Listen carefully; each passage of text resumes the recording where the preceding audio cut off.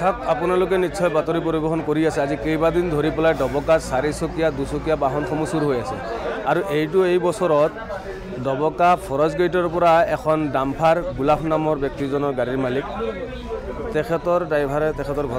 ড্ৰাইভাৰে ঘৰত আছিলে গাড়ীখন আৰু এই গাড়ীখন যোৱা ৰাতি মাজ নিশাত চুৰে চুৰি কৰি লৈ যায়। GPS-ত ইতিমধ্যে দেখুৱাইছে গাড়ীখন আপোনাৰ গোলাঘাট অভিমুখে গৈ আছে।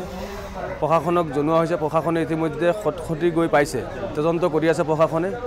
আৰু মই আপোনালোকৰ চেনেলদি এটাই অনুৰোধ জনাব বিচাৰিছোঁ, হোজাই প্ৰশাসনক তথা অসমৰ আৰক্ষীসকলক আৰু এই চোৰকেইটাক ধৰি পেলাই যাতে এনকাউণ্টাৰ কৰিব লাগে, যাতে এনেকুৱা আৰু ভৱিষ্যতে যাতে চোৰে চুৰি কৰিবলৈ এনেকুৱা সাহস নকৰে, সেইকাৰণে এইবিলাক চোৰক এনকাউণ্টাৰ কৰিব লাগে।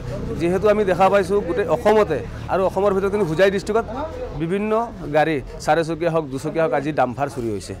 গতিকে এনেকুৱা চোৰবিলাক শক্তি ক'ত পাইছে, এই শক্তিসমূহ যদি ৰোধ কৰিবলৈ হয় তেতিয়াহ'লে আৰক্ষী প্ৰশাসনে এনেকুৱা চোৰসকলক এনকাউণ্টাৰ কৰিব লাগে। যিহেতু আমি ইতিমধ্যে দেখা পাইছোঁ বিভিন্ন ধৰণৰ গৰু চুৰি হৈ আছে, সৰু গাড়ী 4চকীয়াত গৰু সোমাই পেলাই চুৰি কৰে। গতিকে চোৰবিলাক বৃদ্ধি পাইছে।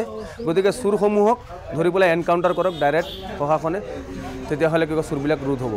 সেইখিনি মই আপোনালোকৰ চেনেলৰ জৰিয়তে হোজাই আৰক্ষী তথা আমাৰ অসম আৰক্ষীক মই অনুৰোধ জনাইছোঁ।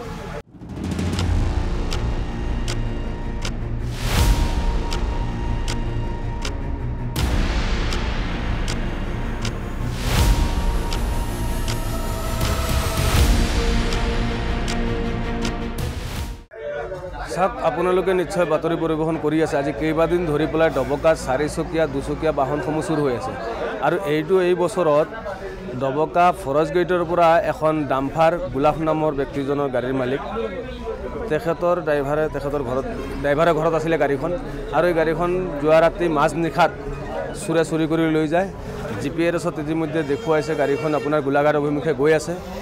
প্ৰশাসনক জনোৱা হৈছে, প্ৰশাসনে ইতিমধ্যে খটখটি গৈ পাইছে, তদন্ত কৰি আছে প্ৰশাসনে।